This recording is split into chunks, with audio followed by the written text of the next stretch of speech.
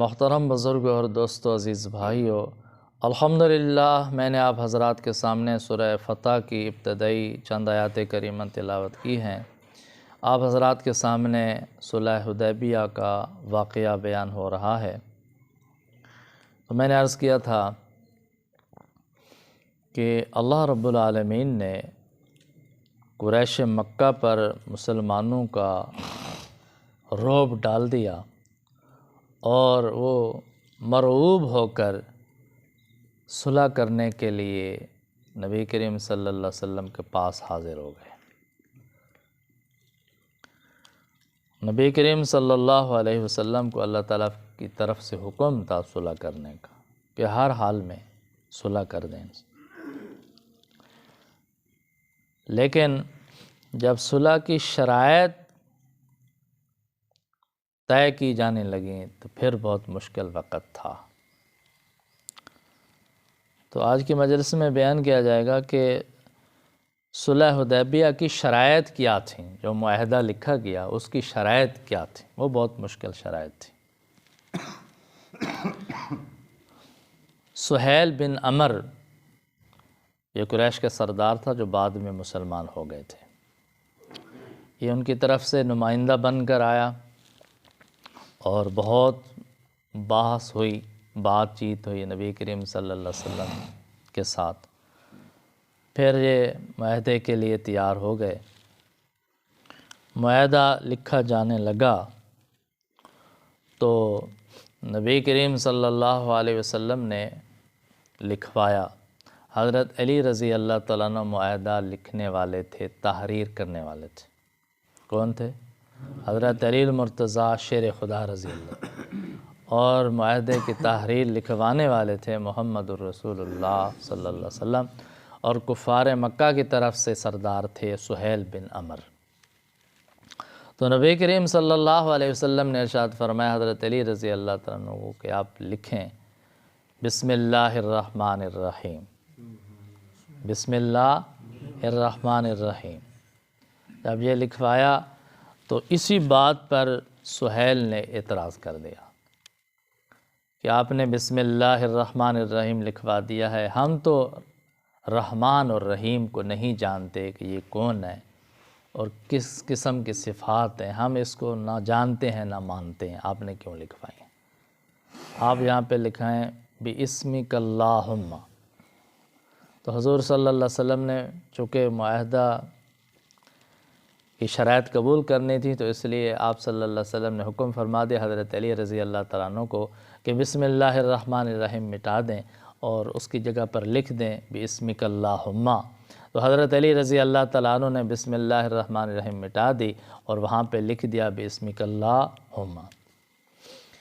دوسرے نمبر پر نبی کریم صلی اللہ علیہ وسلم نے ارشاد فرمایا حضرت علی رضی اللہ تعالیٰ عنہ کو کہ لکھ دو، یہ فیصلہ دو سرداروں کے درمیان ہو رہا ہے، مسلمانوں کی طرف سے محمد الرسول اللہ صلی اللہ علیہ وسلم اور کفار کی طرف سے سہیل بن عمر۔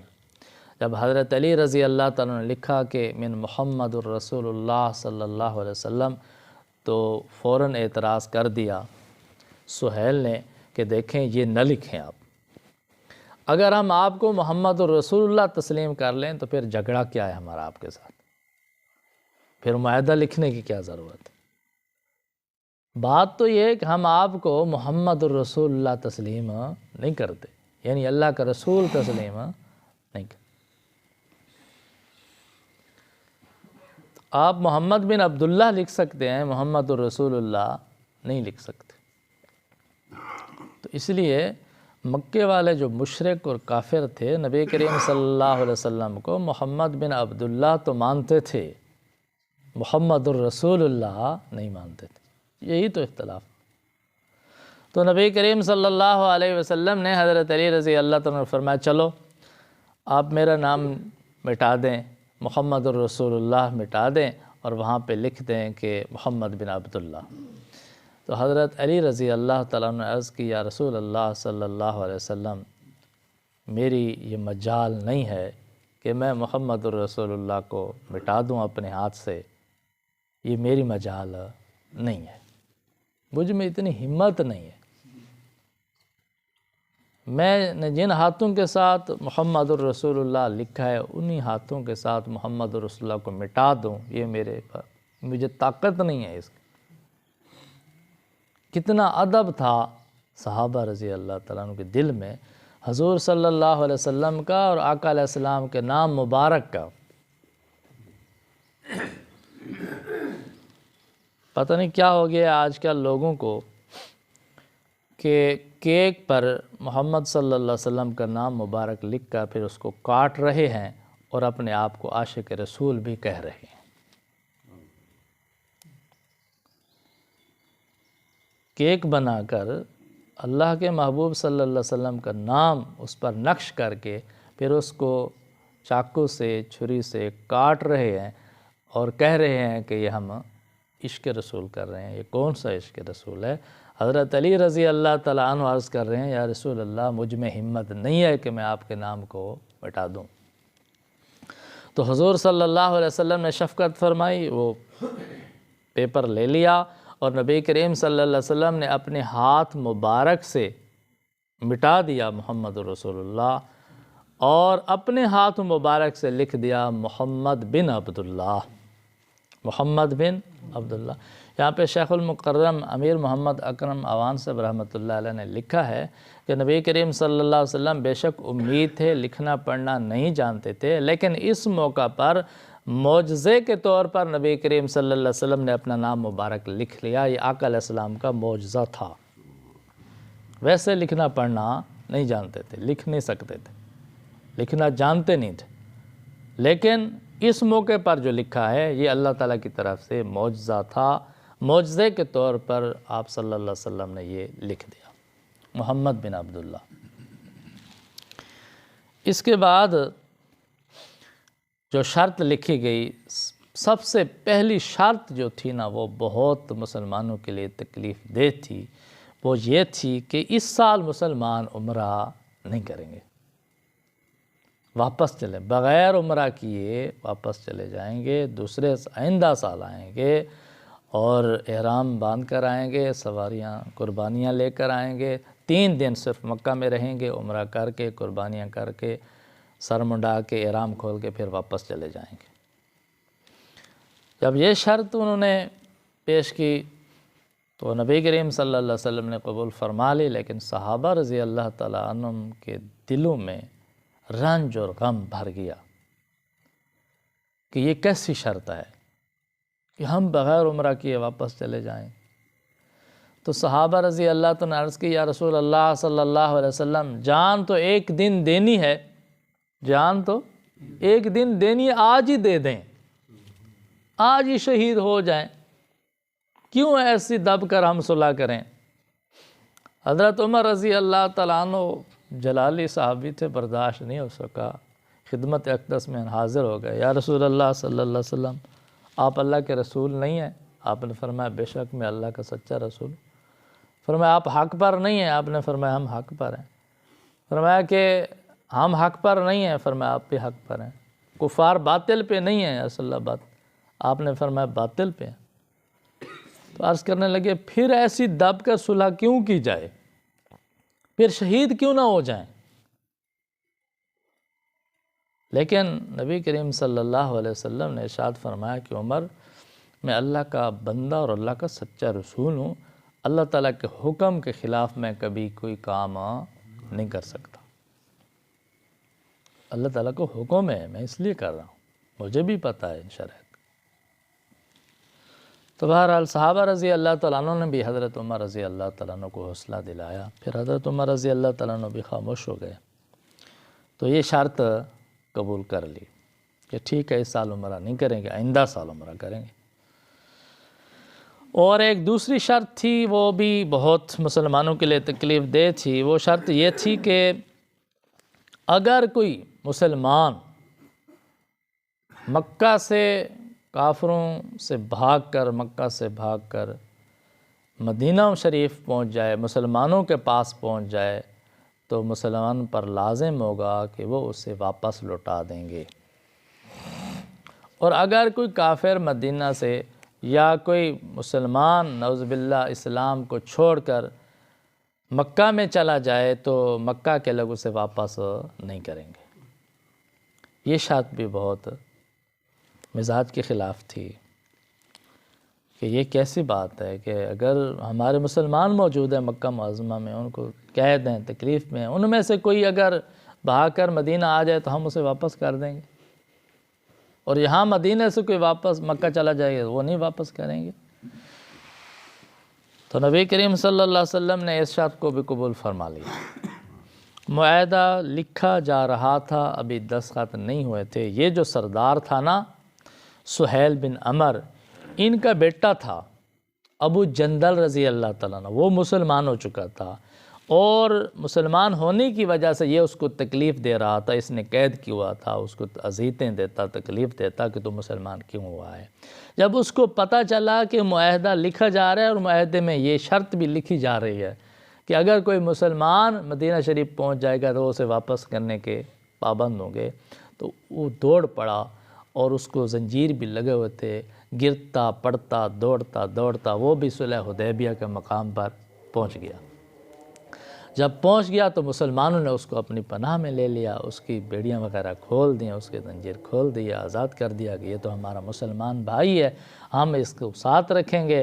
تو جب پتہ چلا سہیل کو، اس نے کہا نہیں یہ تو میرا بیٹا ہے، یہ تو مکہ سے بھاگ کے آیا ہے، ابھی شرط لکھی جا چکی ہے کہ کوئی مسلمان مکہ سے بھاگ کر آپ کے پاس آئے گا تو آپ ساتھ نہیں لے جائیں گے، اسے واپس لوٹانا پڑے۔ ابو جندل رضی اللہ تعالیٰ نے اپنا دکھ سنایا کہ میرے ساتھ کیا گزر رہی ہے، میں کیسے پہنچا ہوں۔ لیکن حضور رحمت عالم صلی اللہ علیہ وسلم نے ارشاد فرمایا کہ دیکھو ابھی تک معاہدے پہ دستخط نہیں ہوئے۔ سہیل نے کہا اگر آپ ہماری شرط پوری نہیں کریں گے تو ہمارا کوئی معاہدہ نہیں ہے، ہم توڑ دیں گے معاہدہ کو، میرے بیٹے کو واپس کریں۔ تو حضور رحمت عالم صلی اللہ علیہ وسلم نے اسی دوران ابو جندل رضی اللہ تعالیٰ کو فرمایا کہ میرے پیارے تم واپس چلے جاؤ، صبر کرو، انشاءاللہ وقت آنے والا ہے، بہت جلد وقت آنے والا ہے تمہارے لیے اور دوسرے مسلمان جو وہاں پر قید ہیں، اللہ ان کے لیے ضرور راستے کھولے گا، بہت جلد انشاءاللہ آسانی ہو جائے گی۔ تو حضور صلی اللہ علیہ وسلم نے اپنے ہاتھوں سے اپنے پیارے صحابی حضرت ابو جندل رضی اللہ عنہ کو واپس لوٹا دیا۔ یہ تھی صلح کی معاہدے کی پاسداری، ابھی سائن نہیں ہوئے، دستخط نہیں ہوئے تھے، لکھا جا رہا ہے۔ فوراً امتحان آ گیا، امتحان میں صحابہ اور نبی کریم صلی اللہ علیہ وسلم کامیاب ہو گئے، پورا کر دیا۔ تو بہرحال یہ بھی واپس کر دیا۔ تو اسی طرح پھر معاہدے پر دستخط ہوئے، اور بھی شرائط تھیں، آپ صلی اللہ علیہ وسلم نے دستخط کر دیے، ان کے سردار سہیل نے بھی دستخط کر دیے، معاہدہ لکھا جا چکا، اور اب مسئلہ تھا واپسی کا۔ تو نبی کریم صلی اللہ علیہ وسلم نے صحابہ رضی اللہ تعالیٰ کو حکم فرمایا کہ آپ اپنے سر مڑوا دیں، حلق کروا دیں یا قصر کروا دیں، اور اپنی قربانیاں کے جانور وہ ذبح کر دیں اور احرام کھول دیں اور واپس چلیں۔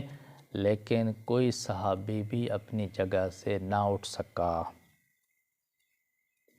دل میں اتنا رنج تھا، اتنا غم تھا، سکتہ کی حالت ہو گئی، بے بس ہو گئے، ہل نہیں سکے، اٹھ نہیں سکے۔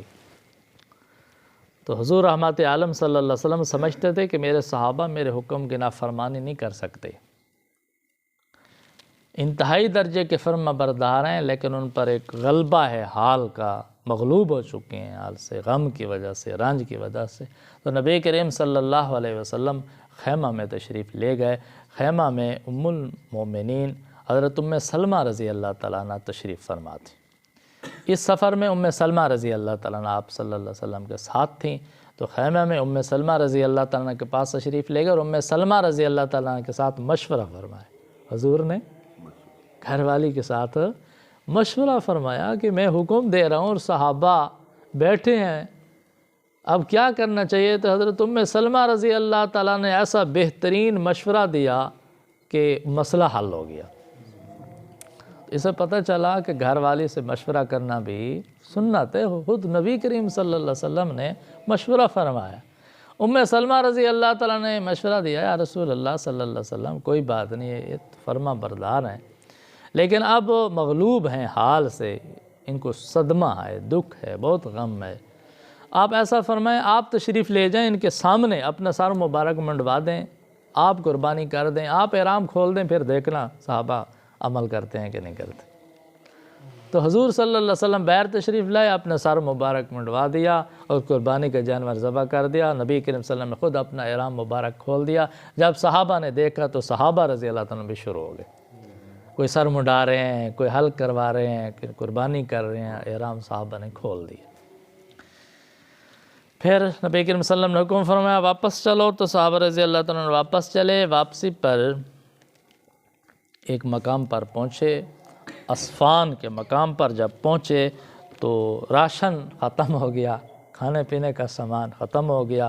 وہاں پر ایک معجزہ ظاہر ہوا، تو صحابہ رضی اللہ عنہ نے اطلاع دی، یا رسول اللہ صلی اللہ علیہ وسلم کھانے کا سامان تو ختم ہو گیا، ابھی تو سفر کافی سارا باقی ہے، تو راشن ختم ہو گیا۔ نبی کریم صلی اللہ علیہ وسلم نے اپنی چادر مبارک زمین پر بچھا دی اور صحابہ رضی اللہ عنہ کو فرمایا کہ جس کے پاس جو کچھ بچا ہوا ہے تھوڑا بہت وہ جہاں پہ پیش کر دیں، چاہے کھجور ہیں، روٹی کے ٹکڑے ہیں، اور کسی چیز کے کچھ نہ کچھ بقیہ ہے وہ یہاں پہ جمع کر دیں۔ صحابہ رضی اللہ عنہ جمع فرما دیا۔ نبی کریم صلی اللہ علیہ وسلم نے دعا فرمائی، سارے صحابہ کو دعوت دے دی کہ یہ دسترخوان پر تشریف لے آئیں اور راشن کے برتن بھی ساتھ لے کے آئیں، یہاں پہ سیر ہو کر کھانا بھی کھا لیں اور آئندہ کے لیے ساتھ راشن کے برتن بھی بھر لیں۔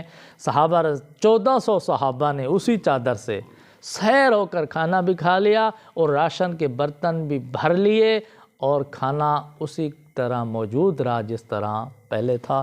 اللہ تعالیٰ عمل کرنے کی توفیق عطا فرمائے۔ وآخر دعوانا الحمدللہ رب العالمین۔